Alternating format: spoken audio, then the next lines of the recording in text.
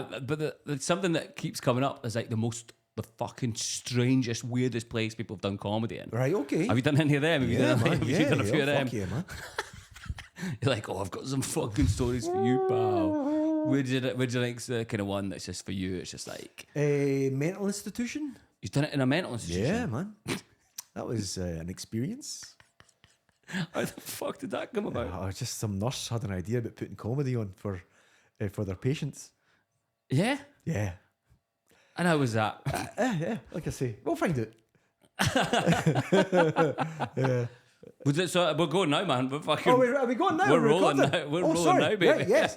We want to talk about the mental institution? Let's go for it, man. So this is years ago. So this nurse had an idea to put a comedy show on at a mental institution, and this was quite a high risk mental institution. God. So this is, I'm talking like One Flew Over the Cuckoo Nest, medication time, Oh my medication time, and there was a woman, there was a lassie comic on. I won't say her name, but she was a very attractive woman. Okay. And the guy that booked the gig booked her and me, another guy, and I don't know why he booked this very attractive woman to this mental institution gig, because a lot of these guys had never seen a woman. Well, they'd been with, there was the nurse who did look like Nurse Ratchet. Right. Okay. So she's proper. Yeah. And it was, so I went on, how you all doing? There's guys sat there kind of like slapping their heads and stuff. And yeah, and I looked at my watch and it is 2 minutes have gone by, and they had to do like 15, 20. That was a tough gig. That was a long gig, but strangely enjoyable as well. Yeah, you never have anything like that happening ever again. Never. That would Who never pitched happen. that to you? What's that? Who pitched that to you? And did you? It was an old. This is 20 years ago. Right. Okay. So this is back in the day. This is before colour was invented. Yeah, it was weird. It was if weird. someone pitched a gig to that to you now, would you go? Not a chance. But nobody would. That's the thing, because different times, different sensibilities. Yeah, no, it's just like football clubs. That's it. Football clubs. I remember I did a gig in the outside Ibrox, a pub outside Ibrox, and that's the Rangers stadium for Rangers those stadium. who are not affiliated with that. Just down the road from Ibrox, and there was a very posh middle class Scottish comedian on as well. Okay, and he said I did a joke about the Queen Mum. Oh, now we're at the back, right? Because he's very middle class posh. Sectarianism. He's never encountered this. He doesn't in his know life. this exists. Yeah. So he does a joke about the Queen Mum. We're at the back, and we just went, "Holy fuck!" He just did a joke about the Queen Mum. And then this guy it was in a pub, right? Yeah. This guy, is just like a walking thumb, right? Just like you know what I mean. Just, I'm already picturing the guy. You know the bad guys from Spy Kids. They were thumbs. Yeah. So he looked like him, but with a Rangers top on. And he grabbed the Union Jack from the wall, and he walked up to the stage, and he went, "You apologise to the flag." Oh my god! We're at the back going, he better fucking apologise to this flag, or we're dead. Yeah. If that was me, I'd be like, "I'm so sorry, flag." I'm sorry, what? You apologise to this flag now. Well, I have said very, very sorry. If you have no concept of what you've just said, why that's offensive, and you're now being asked to apologise to a flag. The thing is, it's not offensive. It wasn't offensive, right, but it was to just that mentality in that room, to a predominant Protestant crowd, vehemently Protestant men, orange, fucking gaminy, angry men. It was very offensive, and suffice to say, he apologised to the flag, and the rest of the gig went smoothly, and we all got paid. That was when we got paid cash as well. All right, so you're like, I need that cash. I'm getting out of this building I'm at the right fucking door. Yeah, so that was That's tense. Yeah. Do I do another gig? Go for it, man. Right, okay, so this is one of my favourite gigs, right? Right. So this must be about 15 years ago, must be. It was in the old Strathclyde Uni. Right, okay. You know the old Strat in Glasgow? Yeah. It's a big tall building. Like all the different bars were on different floors. Right, okay. So it was me, Stu and Gary, Nice. great improv troupe, partnership, and Billy Kirkwood. Love it. So we're booked to play the student union upstairs, the very top floor upstairs. Right. So we're booked to play the student union at 8:30. Right. So we turn up. I turn up. Stu and Gary's there. Billy's there. Guy run the gig. Phil, beautiful guy, great guy. He's there. Right. Place is empty. Yeah. Big hall. Place is empty. Right. So like, why is it empty? And Phil goes, oh, listen, there's a football match on. Right. And it doesn't finish till 8:45. Okay. So I'm thinking, guys, if nobody turns up at like 10:50, we'll just cancel a gig and we'll pay you. We'll get paid. And It's a dream. Sorry for wasting your time. Yeah. So we're like, okay, Phil, no bother. Right. He leaves the room. We're all going, fucking come on, 10:09. Yeah, Nobody turned up. Nobody turned up. So we're backstage, right, waiting. 8:45 goes past, right. So like 8:45, right. Right. And you could. Are you tempted to go and lock the doors? No, this thing, right? So there's a stairway, right? And there's a lift, right? And there's a stairway. And we're at the top of the stairway, listening to see if we could hear anyone walking up the stairs, right?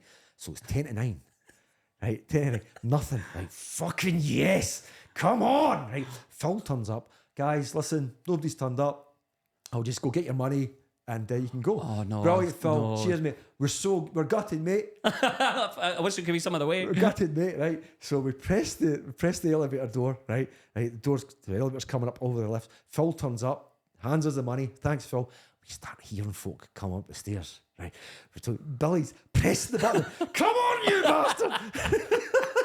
The door opens. We go in the lift. The lift door shuts, and we see folk just walking out, and the lift door shut, and it starts going, "You fucking dancer!"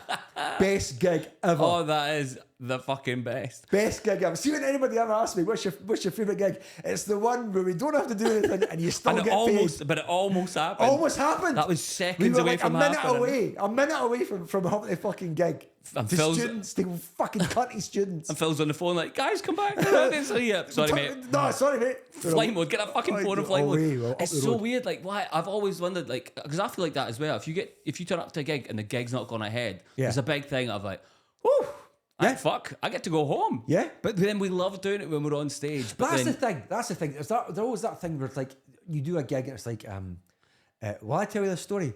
yeah, I Okay, mean, so this is another story. Right? This is not about me. This is a great story. This. Right. So this is years ago in London. It's during winter. Right. Right. There was big snow. Snow was coming down. Right.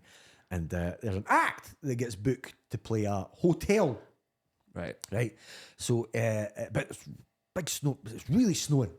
Right. So he turns up at this hotel, and he goes, "Right, I'm here, do the gig," and the manager's there, the hotel. Right. Right. And he goes, "Oh, listen, I don't think anybody's turning up. I think this is going to go ahead." So the act goes, "Oh," and he goes, "Listen, we'll still pay you. We'll pay you, but I don't think it's going to go ahead, right?" Uh-huh. So the act, he wasn't all there, right? Right, okay. He goes, "No, you know what you do? Get your staff, and I'll perform the staff." Right. So the No. manager's like, "What? I'll perform the staff, man. They're not busy because like there's nobody here. I'll do the gig. Boom. I'll do the gig for your staff." Right. So the manager's like, "Well, okay, we'll see. I'll ask the staff." You fucking lunatic. Right? What a lunatic, right? I'll see who turns up, right? So he goes, so they get the room all set up. The room's all set up, right? He goes on stage. Like about 20 staff turn up, right? To watch, because they're doing nothing else. Let's Yeah. go watch this guy, right? Does his set, dies the biggest death ever.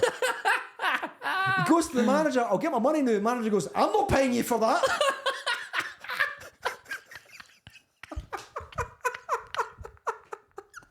Did he get paid for the gig? Oh my god, what a fucking idiot. That's a Oh, good story. I love that. I That's a love good that. story. I'm not paying you for that. Can you, we can take this out. Can you name who that was? Oh mate, I think it was fucking hell. I know it was just like an crazy open spot kind of for London. Right. This is years ago. Who told me? I think it was Alistair Barry told me about that story. Right. Just a funny Oh, story. that's I'm so not paying good, you for man. that. That is absolutely beautiful. It's even then. Remember the one we did during the Fringe, the Stan Newtown Theatre one. And me and you were backstage Oh, before. fuck, aye, And yeah. it was the best of Scottish. Scottish one. And we were like, beforehand, we were like, this is fucking, we've heard nothing but stories Now, that they've everyone... got to tell the listeners about this, right? So famously, like, Best of Scottish during the festival, right, at the stand in Newtown, it's a very hard gig. Yeah. Because it's filled with tourists. It's filled with Scottish people that, for some reason, don't come to comedy gigs during the rest of the year. Bizarre one. Yeah, and it could be the room's not great. It's a big kind of barnish kind of room. And so we were backstage, weren't we? We were backstage and we were like, fuck this gig. Let's get this over and done with. Me and you were hating our lives before this gig.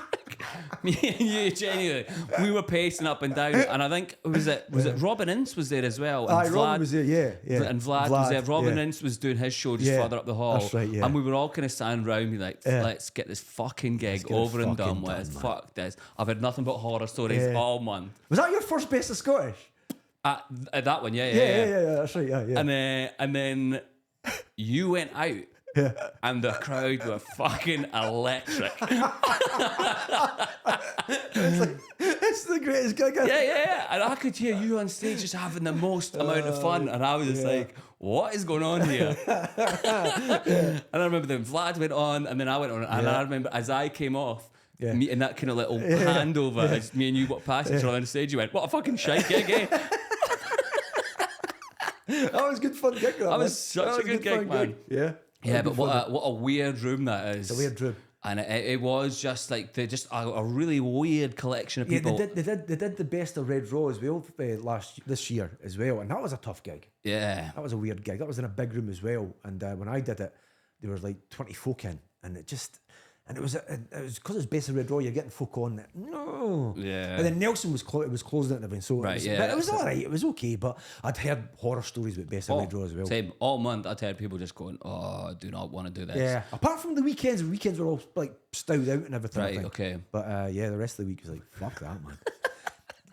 And that's my contractually obliged time done. That's exactly what it was. Give me my money. But that's it. As soon as I walked out, I was just like, we were even just like trying to like get the cash as we were walking out. But I was just like, what a fucking fun gig. A great gig that. Yeah, nice gig, man. That was it. And I can always tell you love hosting as well, man. It's a pleasure to watch. It's good fun. And you know what? There's no pressure on you. Yeah. There's no pressure on you because you don't have to be funny. Nah. You don't. You just have to be. I think you just have to later set the expectations, have a laugh. Here's the rules. Yeah. You're the audience's mate. Yeah. Hey, I'm just as excited to be on here. I mean, it's utter fucking bullshit, right? It's complete lies. Hey, who's ready to see some great comedy tonight? Because I've got some really good pals on with me. And it's fucking. And also, but sometimes you get crowds. A lot of times you get crowds. You're just fanning about with and having a laugh. Man. Yeah. It's great. And there's some moments, like during my comedy career, doing hosting where it's like this will never happen again. Yeah, that's it. A lot of the time, These moments will never happen again. And a lot of people are now filming them. To think all the moments of like hosting and all these mad things that happened over the years have never been filmed. Yeah, memories that are just kind of and like people tears just in the rain. Exactly. Yeah, and it's just gonna pop up and someone will go, "Oh, you'll never guess what happened." Yeah, man. 15 years ago. Oh, it's amazing. I was in like Glasgow Stand last year and talking to the guy in the front row, and he was the regional manager for Domino's Pizza. Right. Nice. And he was on a first date. And I went, my brain just clicked in and went, he's on a first date. He's trying to impress this lassie. So I went, any chance you could phone up Domino's and everybody in the room can get a free Domino's? And he went, I'll see what I can do. And then about 45 minutes, 50 minutes later, guys walked in with like 40 boxes of Domino's pizzas. No 200 folk, packed out stand crowd. And everybody got free pizzas. That will never happen again because you will got sacked for that the next day. Well, he was the regional manager, man. He could do what he wanted, you know what I mean? But and I remember it was like last month I was there again, and I came in and there was a guy that went, "You were there that night. We all got a free pizza. Do it again." And I went, "Mate, you're not going to get free pizzas." Oh, for fuck's sake, man! What are you expecting to happen? But I remember somebody told me Liam Withnail did a gig, and it was like the manager, like an area manager of Domino's was there, and instead of him giving out free pizzas to the crowd, he got a free pizza for life card. Liam did? Yeah. He can get free pizzas for life. Just shows, see, there's the mentality, Oh, right? yeah. Looking out for himself. Giving Liam out with me, Neil. yes, let's give out to the universe with Neil. No, that's mine. I'll take that. I'll take Oh, that. he's kept that one quiet. Fucking touring, man. That dirty bastard. Free pizzas for life at Domino's. Whereas me, yes, my people. Yeah, that's to the people, yeah. My comedy people. I mean, what a flex that is, mate. Watch this. I'm getting 40 There it freebies. is. That's exactly it. First date. Yeah. So, your brain just kind of first date. He's trying to impress this lassie. There was another time as well. I was doing a gig and fucking that's like 50 odd minutes already. We've just been talking shit. Yeah, here, mate, man. this is it. This is the podcast. I was comparing a gig, and there was a guy in the front row, and he was with the Scottish Symphony Orchestra. Right. And I went, wow, that's amazing, man. What do you play? And it was like, I play the flugelhorn. You know, the kind of circular. The big giant one. The kind of, it's like it's like a circular kind of Right. trumpet kind of thing. Right. And I went, that's amazing, wow. And I went, how close do you live to the stand? And he went, I just live round the corner. And I went, what? Any chance you could go get your flugelhorn and come and play it? That'd be amazing, right? And he was like, well, I don't know if I can do that. And they packed Saturday audience night. is like, yeah, come on, do that. Yeah. So can you do it? I don't know if I can do it. I don't know. And so we played. I could see he was playing along with me a bit, right? So it was the break, and I went up to him. He was up to the bar. I came up to him and went, any chance you could go get your flugelhorn? And he went, aye, man, I was going to do it anyway. Fucking brilliant, man, right? So it was after the break, right? He wasn't there, right? And I came out and I went, right, ladies and gentlemen, listen, I'm really sorry. I asked him to see if he can get his flugelhorn, but he says he can't do it. So I was like, oh, man. And then at the doorway, all you heard was, No. right, the theme tune from the Vikings with it. They're kind of like, yeah! So it's like, fuck yeah, man, flugelhorn. Fucking amazing. No, that's that kind of mad shit. Yeah, that'll never happen Never again, happen man. again. Next time I'm going to get a guy with a flugelhorn. Yeah, I love that you instigate this shit, man, because a lot of people wouldn't That's think it, to do that. But that's you just fanning about and having a laugh. Yeah, That's the best kind of comping, is fanning about and having and see what happens. yeah. What was it like in your early days of comping? Were you like... Oh God, awful. Fucking appalling, man. So you didn't kind of just have that kind of mentality in the beginning? No. You got. I think you hit a part where your brain. You have to trust yourself. Mm-hmm. Where you go, I can't go into material, or I've got to just go with what happens. Yeah. And I think that's your mentality. It's that kind of once the audience kind of trust you, like you can do a couple bits, get a pre on, Yeah, bits at the start. Get them all settled, and then you can get into it, and then they kind of go, okay, let's see crowds that are just sat there like that. Yeah.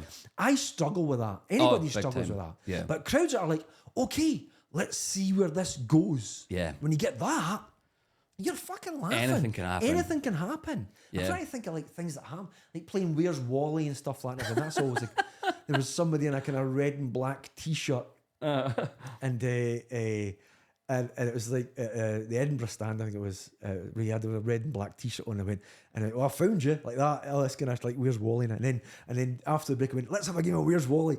And I went backstage, and he hid somewhere in the room, and I came out, and I had to try and find him and shit like that. And the audience like, ooh, you're close. It's just that, just fanning about. Yeah. Having a laugh. There was I can't do this in my set now, but it's a really good. It happened a couple of weeks ago at the Glasgow stand again, man. Just do this stand. And I was talking to a NASA scientist. Right, nice. Like a proper.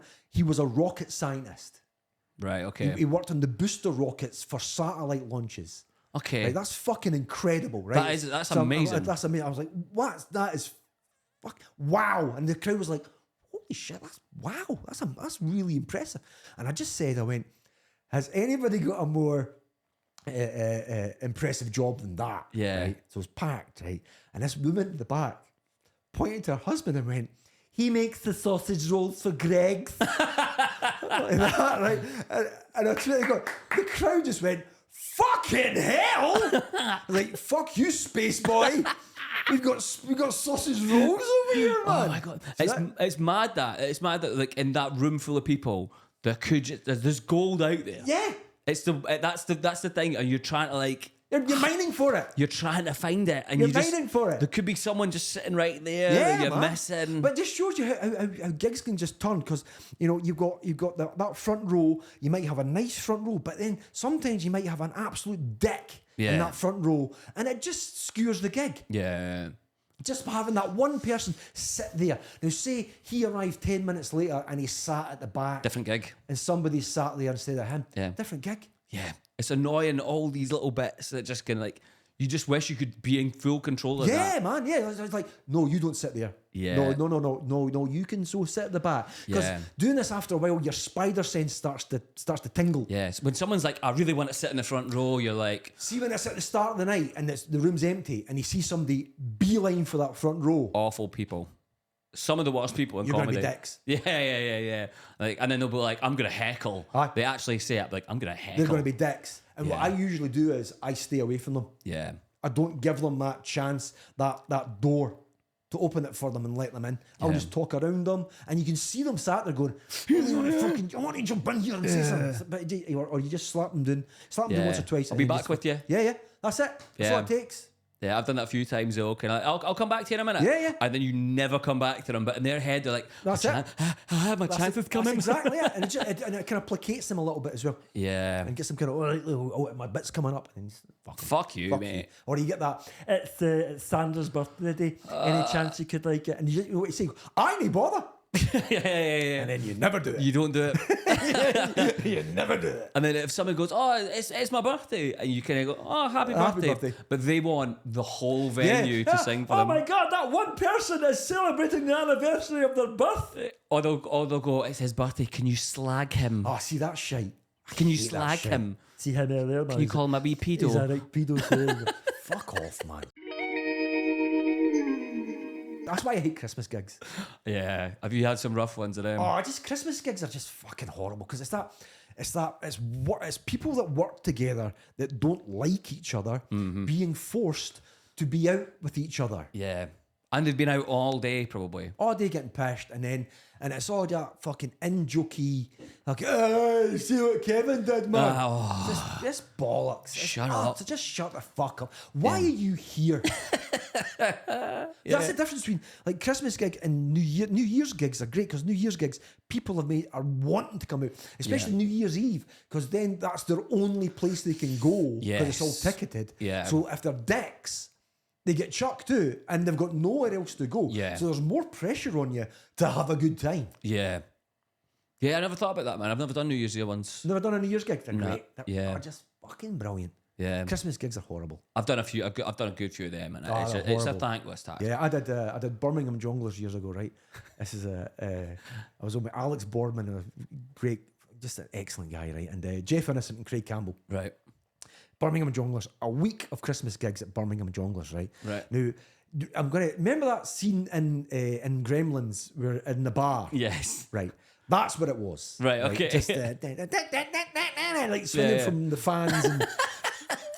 Right. So we're back. We're in the and that's every night. It's like every night. So Alex is comparing it. I'm on first. Jeff's on the middle. Craig closing. Right. So the Monday night, we got right the way through to Saturday night, right? So I'm on with Boardman, and the two of us are going, fucking hell, man. This is going to be murder, right? So Alex goes on to start, does about 2-3 minutes, gets scampi, because they're having scampi in a basket, like deep fried pizza, just shite, just pish, and get thrown up and stuff like that, right? So he does 5 minutes, makes it through 5 minutes, right? Gets me on, right? How you doing, Birmingham? Yeah, fucking jock prick, all this kind of stuff. It's just getting that, it's just like animals, like monkeys, right? Yeah. Honestly, like monkeys, right? Like, honestly, just like that. It was like Planet of the Apes. Yeah. And so I did like 5 minutes again, came off. Jeff's great.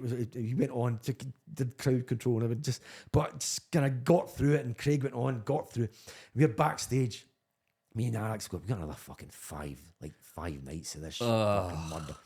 And Debbie, the manager, right? She was a really cool manager, right?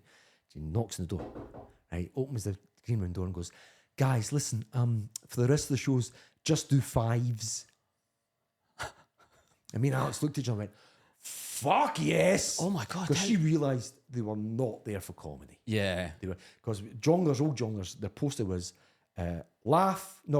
Eat, drink, laugh, dance. Laugh was third. Right, okay. Dance shouldn't have been on that But poster. they had a disco after it. Right, okay, then that's maybe shit. So that's what they did. We did 5 minutes. They put a disco on. Everybody had a fucking tremendous night. Yeah, that's And we got paid double time. Christmas nights just want that. That's what they want. Put a karaoke on. Don't Yeah. put comedy on. Unless it's a proper comedy club. Yeah. Yes, fair enough, right? But if it's like a place, like a hall or something, that's a comedy. Just put a karaoke on. Yeah. Don't put 4 people through this for 15 minutes every night. Exactly. Just do that. And again, that's the dream. That's the dream. Still get paid for that full That's 15, it, man. 20. Double time for Christmas gigs. It's fucking amazing, man. It's so bizarre, man. Because you want to do it, but then when you don't get to do it, you're like, perfect. Perfect. It's great. Yeah. That's the best gig. The best gig. I mean, this is fucking gold. Normally, I love asking people like what the best gigs are, worst gigs are, and everything like that. And you fucking got them. Thinking I'm sorry, man. I didn't This is perfect. Okay, This I've is got another perfect. really bad gig of mine. So another one. I remember this. This is the worst gig because it really stung hard. Yeah. So 95, right? Right. I was second in the So You Think You're Funny competition. Right. Right. Lee Mack won that year. I was second. I had 10 minutes. Right.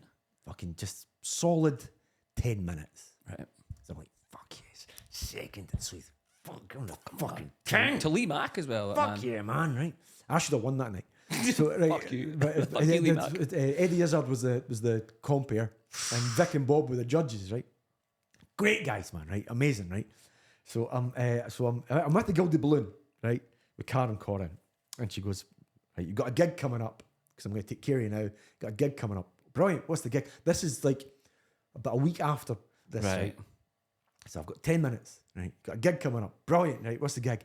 You're supporting Steve Coogan, right? Oh, brilliant, yeah. You're doing half an hour.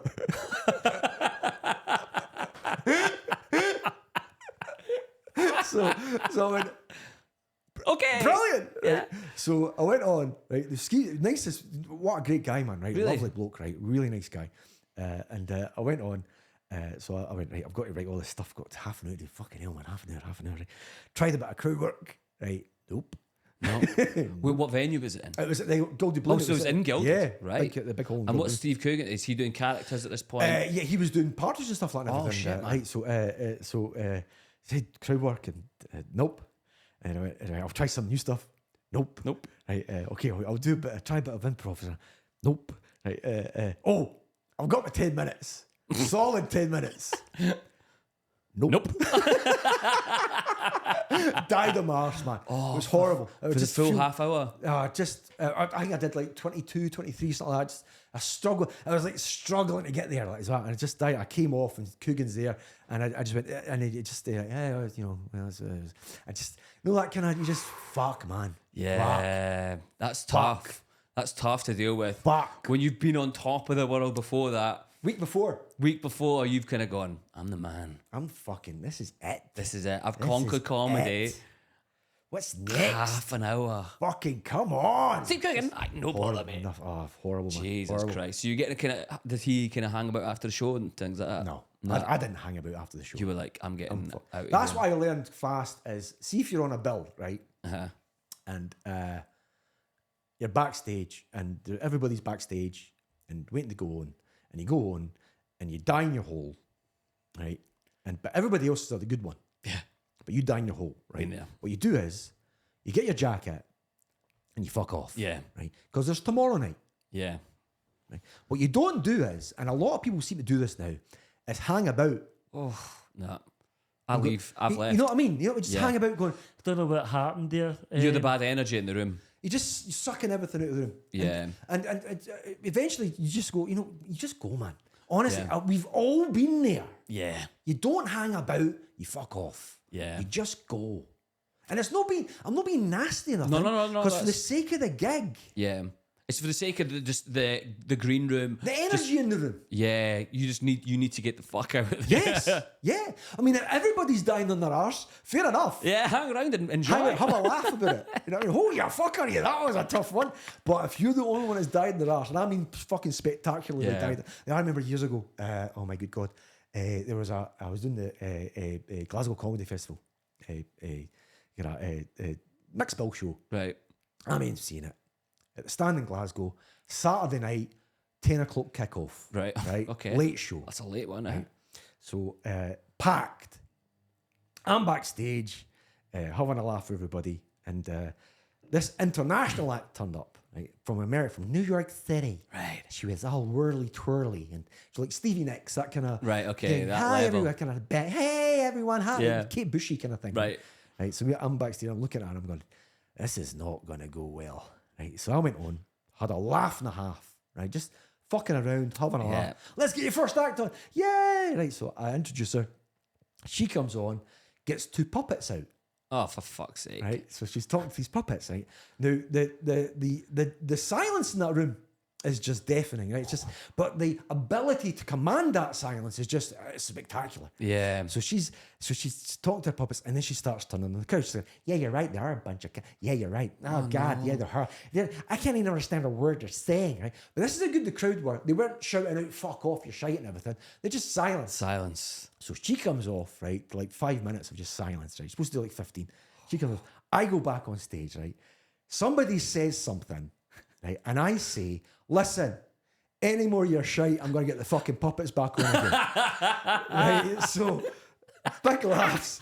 But what that did was, it brought control back to the room, and it brought trustworthy back to the room. Yeah.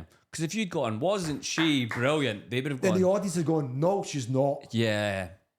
Yeah. No, we don't trust you anymore. Yeah. You have to do that, and you'll never see her again. Fuck it. Exactly. I think you have to be able to, you need to be okay with being chucked under the bus in that situation. Exactly. You've got to be. Mearns is the worst at it.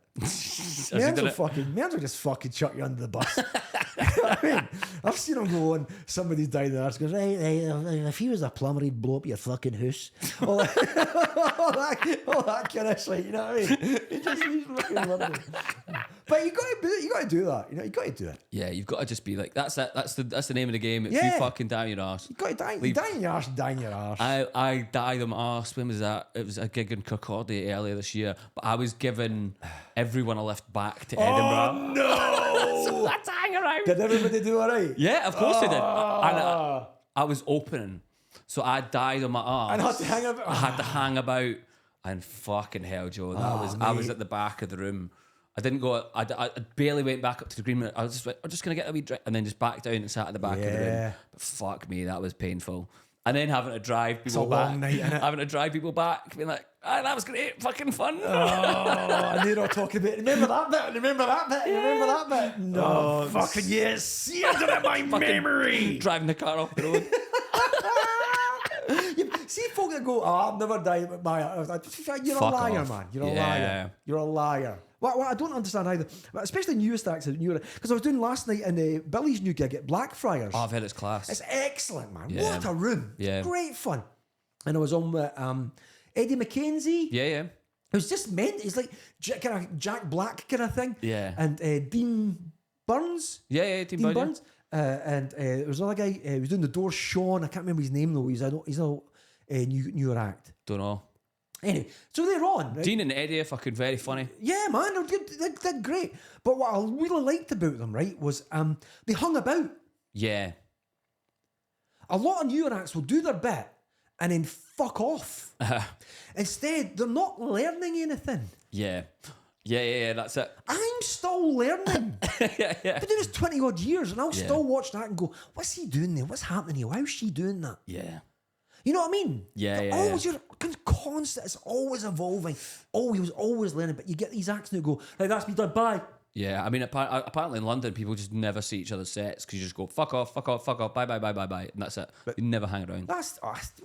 I get if you've got to like leave, if you're like making a long journey back. Up or something. Yeah. But they're all, I heard everybody's just basically James Acaster now. They're all trying to be James Acaster. That's how they're trying to be, yeah.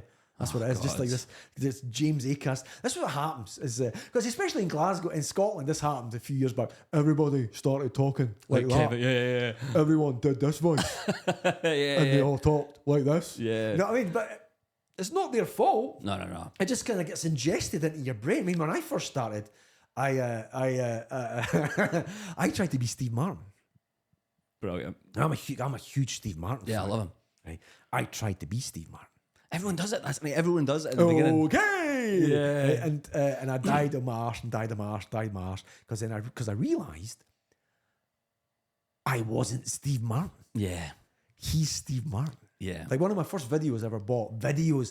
Oh, back in the day. Back in the my VCR. Videos, my VCR. Your Betamax. And my jelly pops. And my Millennium Falcon. I got. You ever seen Steve Martin live? Yeah. That's the first video I ever bought. Really? That's what got me into comedy. Nice. And Steve Martin live is just the funniest video, comedy concert ever filmed. Yeah.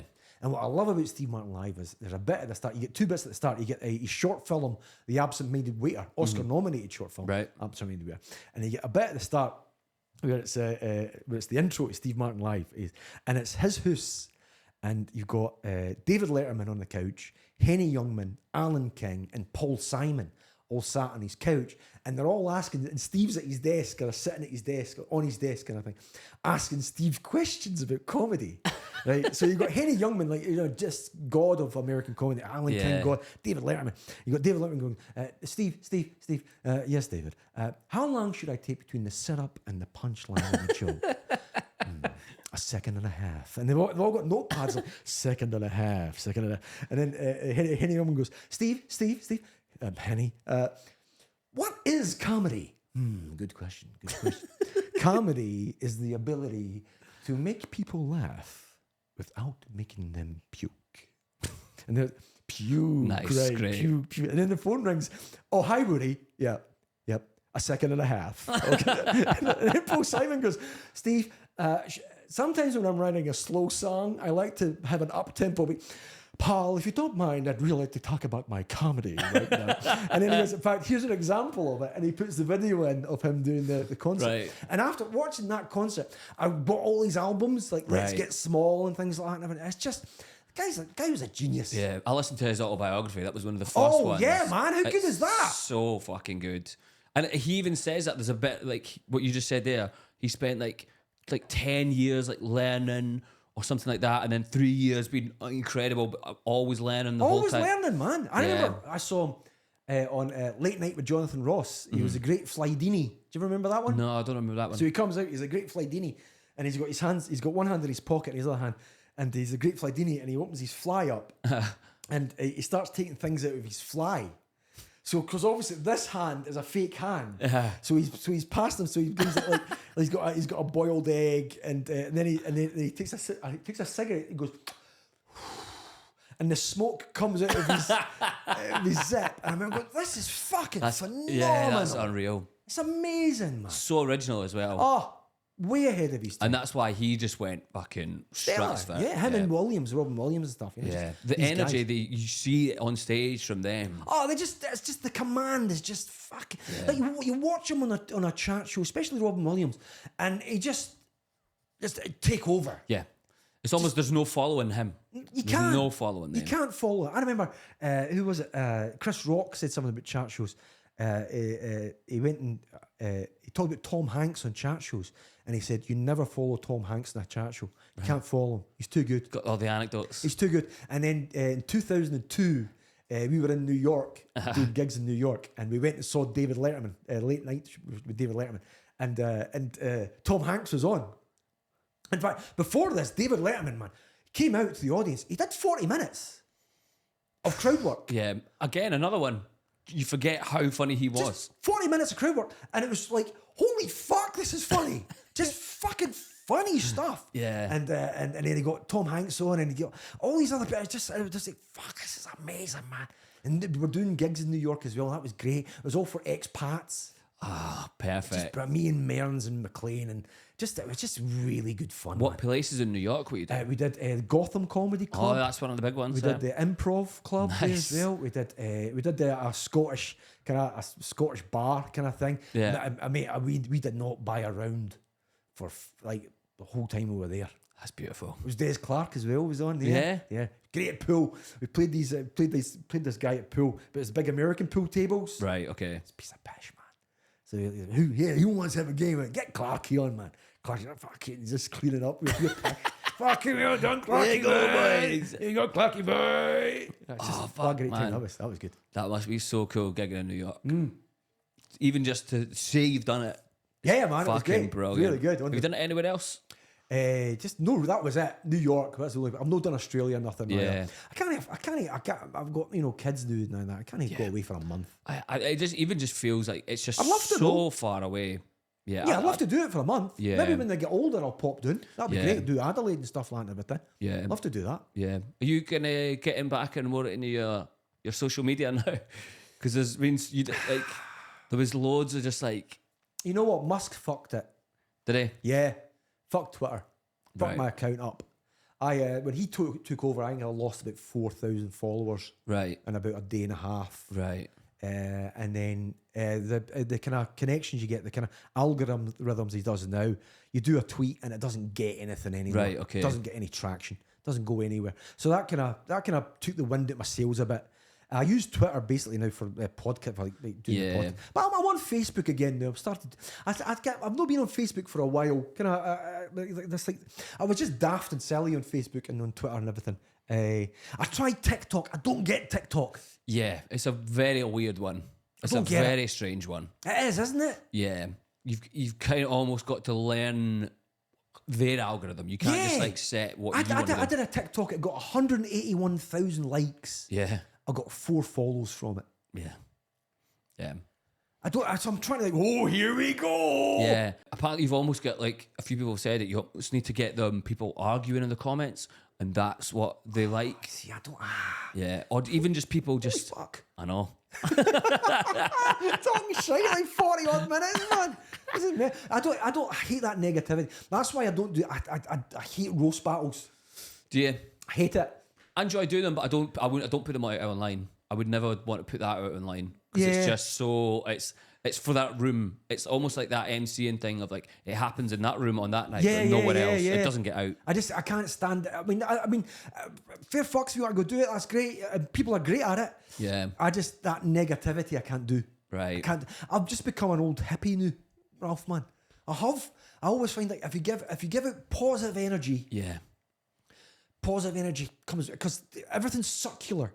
God, how much of a fucking old hippie prick. I love it. I am an hey man. Just but you give it positive energy, and because the universe is circular, like you look at nature. What's square in nature? Nothing. Everything's circular in nature. Yeah. So everything comes back round, and you give it positive energy. Positive things eventually happen to you. But if you give it negative energy. Eventually, that will come back to you and bite you in the ass. All the people that are working and gaming the algorithm for like the hate and everything like that, all that shit. It never lasts. Nah. It never lasts. Nah, that's the thing. Twitter's like it's circling the drain. It's on its way out. Oh fuck yeah, man! It's losing all the advertisers. Everybody's leaving it. I tried Blue Sky and Threads and stuff like that and everything. You just don't get. It's not the same. Nah. It's not the same. I think if you learn how to game TikTok, if you learn how to do it, that's the one. Yeah. That if you can do that, but the fuck one. me, That it's is the hard. one. Again, you have to be consistent. Like Mary Lane has done it recently, and she was just like did it like a real or like Pumping it out. just like Content. She was like, I'm gonna do it every single day for like a month or something like that. Yeah. And by the end of the month, I don't even think it took her a month, but by the end of that, it worked and it started like her numbers started going up. Oh wow! So it's basically content. Yeah, and you have to just be consistent. It's like this podcast. It's like you have to do it. If you do it like once every 2 months or something, you've got to consistently keep churning it out. Got to nail it, man. You got That's to keep doing man. it. Yeah. It's funny, all the stuff you used to do used to like blow up so much that you used to like news articles used to get written about all the things you did online because it was just so funny. People loved it so much. Oh no, people hated it as well. Daily Mail called me the worst dad in Britain. I did see that, man. I did see that. And when you see headlines like that, I'm like, are you fucking stupid? I did one where it was my son. I could say that I got him an Apple phone for his and then but the review. So it's a photograph of him with the Apple Apple phone box, and he opens it up, and it's an apple cut in half with like a wee antenna thing, and it's his face kind of nearly crying, and me going ha ha ha ha ha, and then people just going, oh my God, you are the worst thing. You're worse than Hitler. You're worse than AIDS. How dare you? how dare you? But folk going, I just leave it. I don't even comment. Yeah, I don't even comment. Folk going, are you fucking idiots? Yeah, yeah, yeah. Are you idiots? And then the Daily Mail got hold of it. And I was like, the worst dad in Britain and everything. I was like, fucking hell, man. How the people are so thick that see that and think you've done that. Yeah, no. It's mind blowing to think. It's mind-blowing. And to think that some people's I'm gonna write in the comments and go, This'll get him. yeah, you're a bad father. But when they don't get us as well, right? And a lot of folks comment this. See the laugh he's having with his son here. Yeah, exactly. His son's in it. He's having a laugh. He's actually. I bet these people that are complaining about it are like, just shut the fuck up. Go and get your homework done. Yeah. Oh my god, completely. You know what I mean? How many times have you interacted with your children? Yeah, and had fun. And had fun. And a lot of that you were doing fun like during lockdown and stuff like that. Fanning about, having Yeah. the McDonald's restaurant and everything. We did the McDonald's restaurant and stuff. That was great. We made up. It was just good fun. Yeah, and there's something. I bet you did that for your entertainment as well. Oh, fucking big time, man. I fucking loved it. I loved it. It was great. Yeah. It was really good fun. But it's that kind of thing where when your kids grow up, they're going to have memories of this. Yeah. They're going to have, that was me and my daft dad. Yeah. My daft dad having a laugh. Yeah, fucking about it. Instead of get to your bed. Yeah. My dad my dad had he was a dry kind of, shut up. Yeah. He was, but he was all right. But he was all right. But he was working class Scottish guy. You know what I mean? Working class plasterer. Mm-hmm. That's what he was. And I had memories of him. I mean, I love my dad. You know what I mean? But I'm hoping that when they look back on their lives, it's going to be, I remember that daft time we did that. And, like New Year's and like Boxing Day, we always go for treasure hunts and everything. I make clues up, and they go treasure hunting and stuff like that. It's just daft stuff that I like doing. That's exactly it, man. And when I see you do all this stuff, I was like, he's doing this for him. This is it. I love it. The putting on the Twitter is just like an incidental That's part. it. You're like, That's I've done it. exactly I'll tell everyone else I've done it. That's exactly I'd love to know all the stuff you do for yourself that you just don't tell everyone about. There must be so man. much. Yeah, man. It's just somebody said this is a wee while back before when Twitter was still Twitter. They went. How did you do that? How do you get things to go really well? I mean, I don't care about anybody else. I put something that I think is funny on. Yeah. See, when you start going, oh, folk will think this will be funny. You don't try and get into somebody else's mind space. Yeah. You just think about what because guaranteed there's other people out there that think that's funny as well. So much, man. That's why jokes work. Yeah. That's when you start like thinking, what are they gonna like? What are they gonna like? Yeah, when you start panicking about that. It's just like if you think someone's That's funny. like when you do a thing, when you improv a thing on stage, right? And you go, fuck me, that was funny. And then a couple weeks later, you try the same thing and it dies in its arse because it's not like that. Yeah. It's like, oh, hey, what are you doing there? Yeah. It's just shite. I've seen people try to shoehorn something else that's in a previous crowd work thing into that. Audiences can pick it up. Yeah. See when you see somebody on stage going blah blah blah punchline, blah blah blah punchline, blah blah blah punchline, and they're getting Yeah. Audiences can see he's not giving a shit. She's not giving a shit. Yeah. But when you see somebody say going, fuck man, this is the greatest job on earth. I'm fanning about and having a laugh. See when you watch something like Limburn, right? When you watch Gus Limburn. Yeah. Right. He was one of my favourites. Yeah, that's who essentially I learned all the wee MCing tricks from him. Watch Limburn. Because I watched him so much when I started Makes out. me laugh all the fucking time. Yeah. Him and Murphy makes me laugh just like constantly. It's like, this is fucking funny. Kirkwood as well. Kirkwood's a bit too full on sometimes, but there's genius moments. We were gigging last night at his gig, right? And there was a guy from Motherwell, and he was huge, right? And he went, "Where are you from, mate?" He went, "Motherwell. What did you just step here?" You know what I mean? Which is a phenomenal line, right? Did you just step like one step? He was in Glasgow, but that kind of just fanning about and the love of it. Yeah. See when you see people thinking, this is my career, I'm gonna do this, and then I'm gonna move on to something else. Yeah. It's always actors. So many actors. Always actors. Yeah. That didn't make an acting, so I think I'll do comedy. And then that'll propel me into more acting. I'll do me acting. You see it a mile away, and it's just like there's no love for this. Yeah, that's it. I think when you there was times when I used to see Gus doing it, and it's a line I do now. I even do it myself in like my own little way. It's like, you guys up for having fun tonight? And I'll just always make sure I say that line when I'm comparing. That's it. As long as I say that line, I'll be, you up for having a laugh tonight? Who's up for having a laugh? Yeah. Who's up for a funny bit and a laugh? Yeah. Aye. That's it. That's it. That's it, man. We're here to have a laugh. That's it. This is theatre. The world's shite. But let's forget about that. Let's just erase that right now. And we're all in this situation together. We're one. Yeah. We want to have a laugh. And let's just have it. You've paid your money. Let's have a laugh. We've got 2 hours in this room and we're going to talk about. That's it. Yeah. And it's great. Love it, Joe. I love it, man. I love the energy you've got, man. I love it. It's so fucking See, the minute good. I stopped enjoying doing comedy, the minute I stopped doing it. Oh, yeah. I can't see that ever happening, Joe. But you know what I mean, though? It's like, Yeah. the minute I stop enjoying it, the minute I stop doing it. Yeah, because I don't think you'd be able to force it. Nah. Can't do it. Nah. Can't do it, mate. Fucking hell, Joe. This is exactly. I've told you that. I think I told you this before. At the end of the podcast, I asked people to like suggest other people to come on the podcast. Yeah. Your name's been suggested like 5-6 times. Other people have gone, fucking get Joe Heenan on this podcast. Fucking hell, that's 50 odd minutes. Yeah, I know. I can't even just talking like. I've got like another hour's worth. Normally I ask, this is the point where I say, oh, what's your best gig? What's your worst gig? Yeah. But we've fucking done them. So I tell you what, throw another gig story out there if you want. I've got another gig story. I'm trying to think of ones. Oh, the gangster one. Gangster's right. The gangster one. one. Oh man, this is Edinburgh, the Westport Bar. Right. I'm trying to think with. Oh yeah, just it's. I know. Down at the Grass Market. Yeah. Used to be the Westport. I don't know if it's called the Westport anymore. Was the original stand? That's where it was. Yes. Yeah. There, It was then 52 Canoes and a lot of other things. Right. Yeah, so it was before the stand. I think it was after the stand, and they moved to St Andrews Square. The kind of, so it was at the so it was me, Mearns, and who else? Somebody else years ago. Who was it? It was probably Gordon Brunt or something like that. Just guys that were always years ago. And there was 2 guys sat at the back, just fucking like suits on, fucking like that. Right. So that was the same.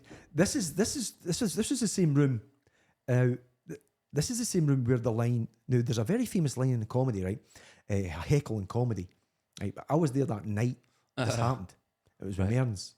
Right. Mearns was comping in the Westport Bar, and he went right, and he was struggling like fuck. Now you know Mearns, he's a genius, right? Yeah. But this night he was struggling like fuck, and that was the one night. Now this is, I swear to God, right? This was 1998, 97, something like that. I was in that room. Right. This is the famous heckle line. Right. This is the first time it was used. Right. He was in the Westport Bar downstairs at the basement, and Mearns is struggling, and somebody shouted out, "I remember when there was a pool table in here." And there used to be a pool table in there. Right, and Mearns like, all right, for fuck's sake. Right, so that's and everybody now is always going, oh, I remember that line when you were, I remember the pool table here. No. This was then, man. This was it. Like, gangsters in. And Mearns went on, just fucking ripping into these fucking two. And we at the back going, yeah. Fucking, what you doing, man? You can tell when it's not Stop working. it. So, gig finishes, right? They go upstairs waiting for us. Fucking waiting for us, man, right? We get smuggled out the back. There was a back Fire door. exit, yeah. We had to get smuggled out the back, right? We had to do the gig the same gig the following night, right? We didn't do it.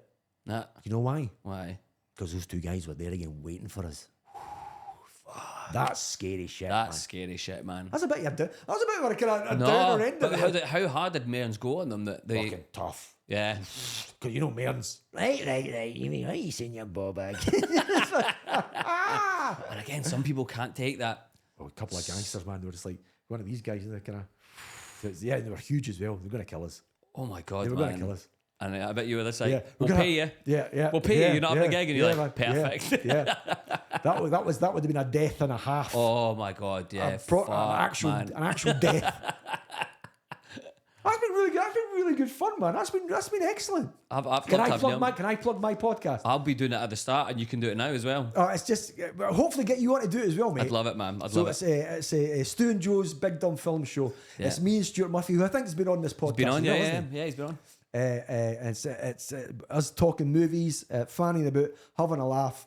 It's 40 odd minutes. It's just a fuck about. It's great fun. Thanks very much for listening. That's your joke, sorry, man. Thanks again, everybody. Trio, bye. Oh, you get to then suggest someone else. You get to now do the job that everyone else has nominated you for. You've got to try and suggest someone. Oh, right, okay. And I'll try and get them on the podcast. Matty Reid? Matty Reid, yeah, cool, yeah. Matty's fucking phenomenal, man. Yeah. Seriously. Yeah. One of the funny. You know, that's really strange. You'll get these TV comics on TV, and that's all you'll get is these comics on TV. But there's so many comics that should be on television and they're not on television. Yeah. But now it's getting to the stage, like say, like Dan Nightingale. Yeah. Like Have a Word. Doesn't need TV. Oh no, that's the thing. That's the thing we were talking about the Patreon. You want to get to that point where you don't even need that. Doesn't need TV. He sells out his previews. Yeah, man. Sells out all his tour shows. Yeah, they're doing stadiums now. Yeah. That's insane. But they're amazing. Dan Nightingale's one of the funniest fucking guys I've ever met in my time. And I've known him for years. And I remember about what must be 10 years ago doing a gig with him, and really good fun. He's closing it. I'm MCing. I've known Dan for years. Right. Having a great laugh. And it was a great fun night. Everybody into it. Yeah, I'm super excited because Dan Nightingale's come on. He's going to fucking blitz the room. Because I know he's going to be like a flamethrower. Just fucking burning the place. Be amazing. I'm like, you up for your headline act? Yeah, let's get him on. Please be up to the stage.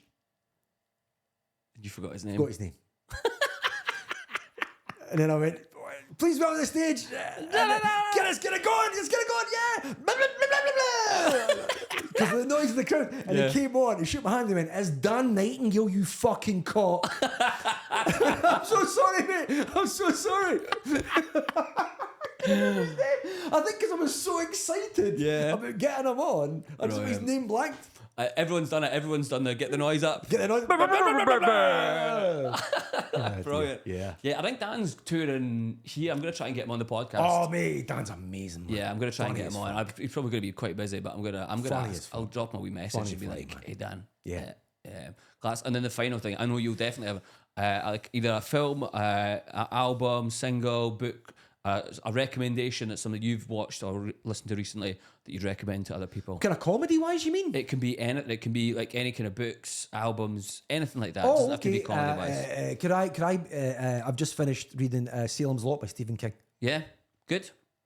It's one of the best films. It was one of the best books ever written. Really? It's amazing. Have you heard of Salem's Lot by Stephen King? No, I've never heard of it. Right, it's 450 pages long. Right, okay. But halfway through, it's a set up, kind of halfway through, maybe quarter of the way through, set up, find out about the people in this town main called Jerusalem's Lot, Salem's Lot. Right, okay. And then for the last 270 pages, it's pure terror.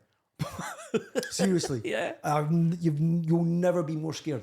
Has it been made in a film yet? Yeah, it's been made into 2 films. Actually, 3 films. It was made in 1979, starring David Soul and James Mason, directed by Toby Hooper. It was made into it was actually a mini-series, but they sliced it into a 3-hour-long movie.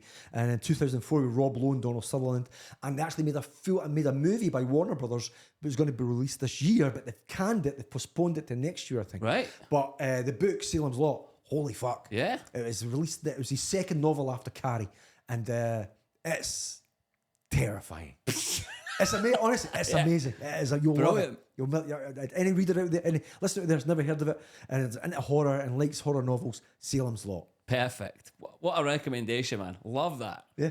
Joe, that's it. That's the end of the podcast. That's been a blast and a half, man. Thank you very much for coming on. I fucking love this, man. Thank you so much. Thank you everyone for listening. Goodbye, everyone. See ya. Goodbye. Bye.